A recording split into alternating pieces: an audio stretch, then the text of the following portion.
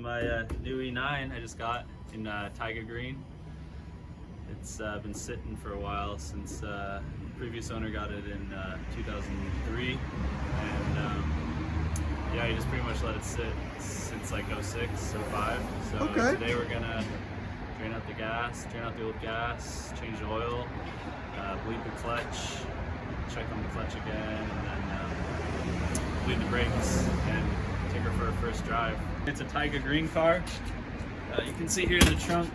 Okay, I see that. So the repaint, as you can see, has seen better days, but we might get this polished later on. Nice. And yeah, it's pretty complete. I mean, it's pretty cool to find one of these, especially because most of them are like a lot. So yeah. No, this is such a cool car. yeah. Now this paint color, is it like a darker shade or is it just faded right now? Well, we'll see once we get it polished up. It could brighten up a little bit, but you know how the paint jobs are from the 90s. They're not the best. So. No, definitely. And Yeah. it's a Euro spec with the extra light back here. That's how you know. Okay. But yeah, I mean, it's pretty solid.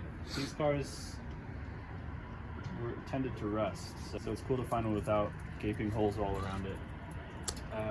But yeah, so we're gonna do a little walk around over here. Okay. It's like a blue, dark blue. Dark blue, okay. Yeah, it's all there. It's just, you can see the wood trims cracking, dashes of course cracked.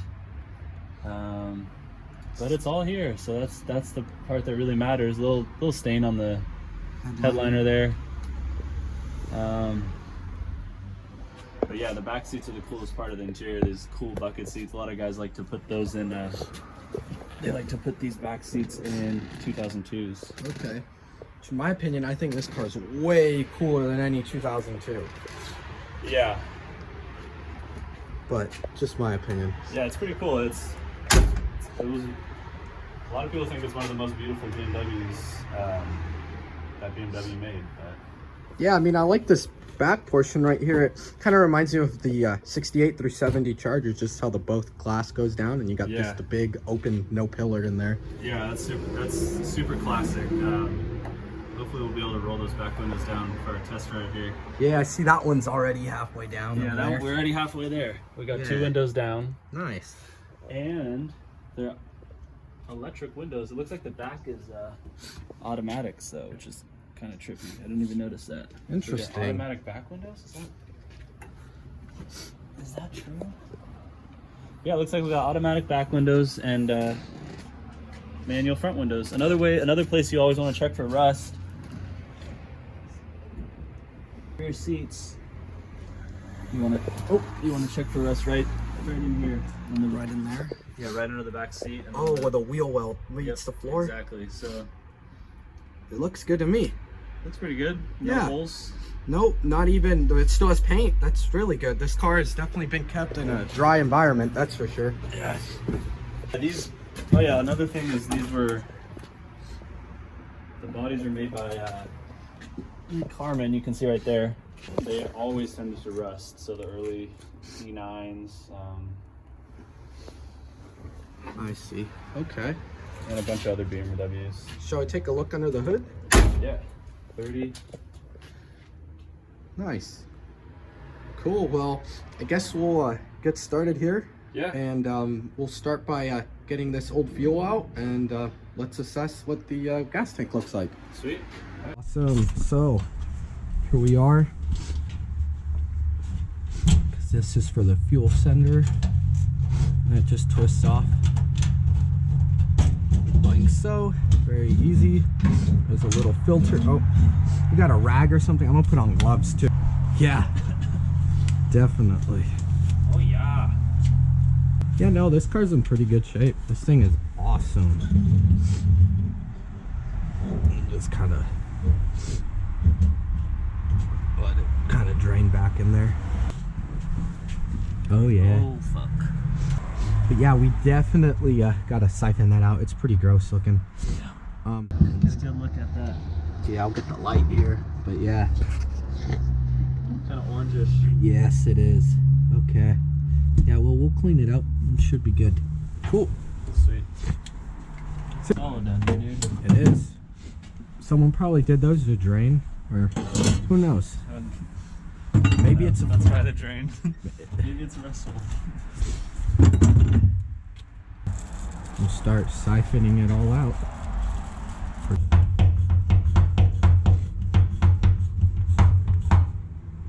Here. How's that gas tank looking? Is it full? Halfway? Yeah, it's filling up for sure. Here, if you put one arm right here, uh-huh, you can see it squirting out. We can see the color. Oh yeah, dude, that shit is disgusting. Here, push this one down one time. Oh, okay. Like that. Yeah, I'll see it dispense. Yeah. Oh yeah, dude, that shit looks like rusty water. This was a good idea that we're clearing out this tank. Yeah. Okay guys, so we got the gas tank out, but as you can see, it's pretty dirty in there. So we're gonna put some fresh gas in there and mix it up and then pour it out, and hopefully this gas tank will clear up. So unfortunately here, I had lost the footage, but we put fresh gas in the gas tank and I shook it around, poured it out, and I did that about 3 times.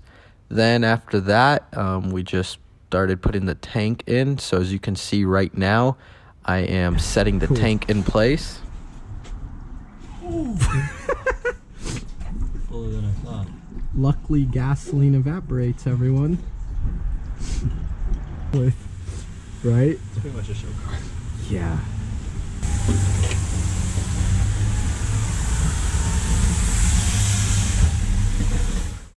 So after we set the gas tank in place and filled it up with gas, I began to bolt it down.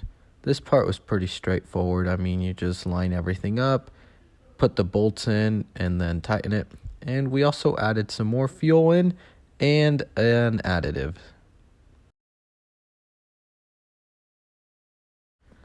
We also made sure to wipe off all the spilled gas, as we did not want to contaminate the floor.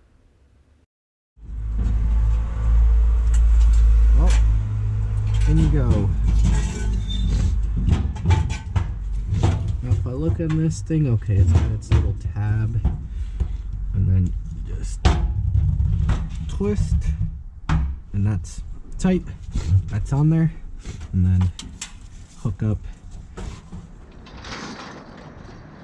Alright guys, we have bled the brakes, bled the clutch, performed the oil change. We ran around town trying to find the correct filter, but we finally found the correct filter.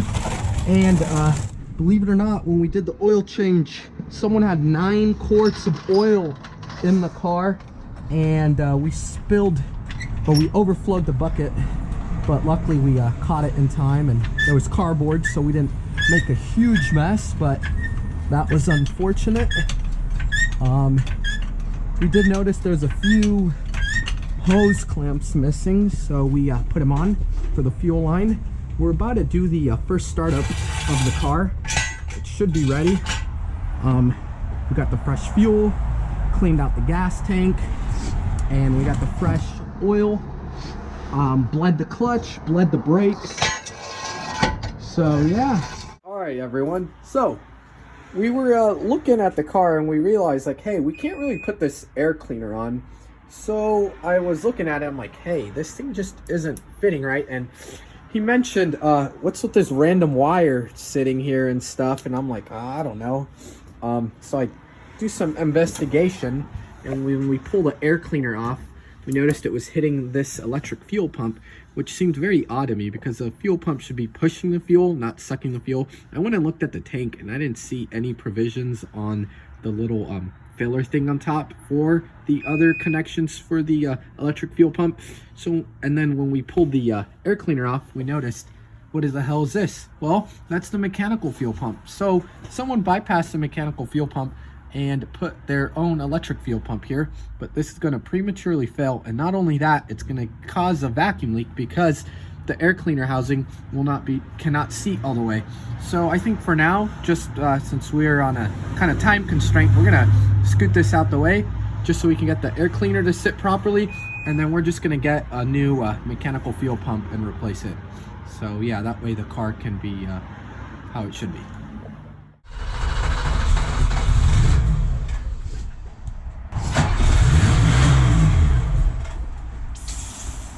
What was that? All right, so what was the problem we encountered with right now off camera? It's been a bloodbath, right?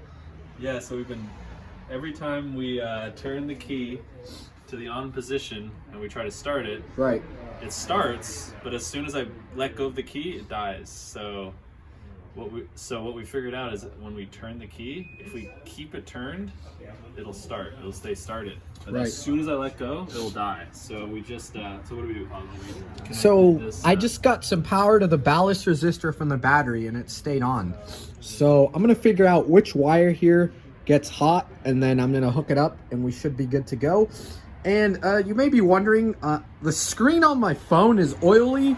I don't know about the lens, but I fucked up trying to put that canister oil filter in. That early M30 style is so weird. You need to grab that O-ring, set it in the groove, and then set the canister in without knocking the O-ring, and then tighten it. So that was an oily mess over there, but hey, it happens. Guys, we weren't feeling the best there for a little bit. Okay, go ahead and give it a crank.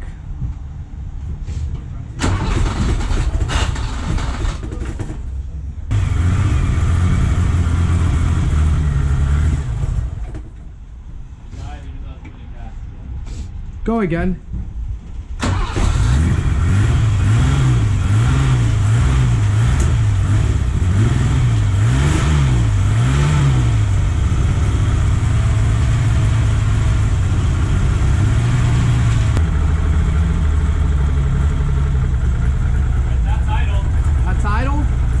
Just let it sit there.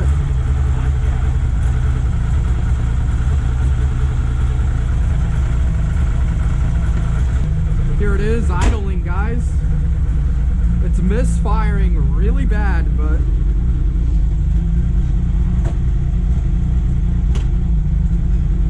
keep in mind, everyone, this is with it's barely getting any fuel. Kind of filling in there, but it's because that fuel pump should not be placed there like that. Yeah. You know? Well, it's fucking idling. Jesus. Yep. That's great. It is. It's not hot. I felt it.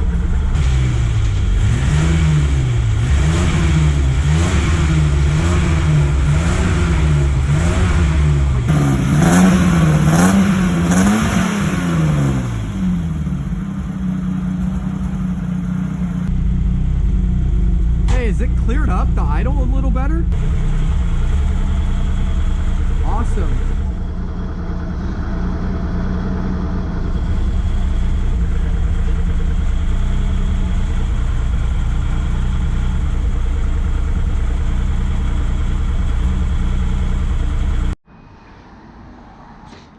Okay guys, so as step one, you connect your alligator clip here.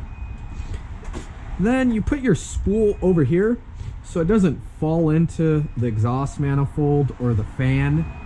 You know, you just want to set it like so. This up to 12 volts, like that. Then you simply hop inside the car, make sure it's in neutral, turn the key. We're not gonna give any throttle, let's just see what happens. Starts right up.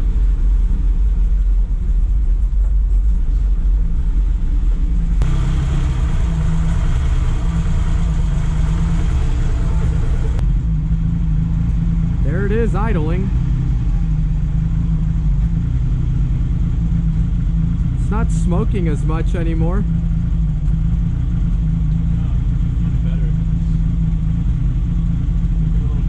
Yeah, rev her up.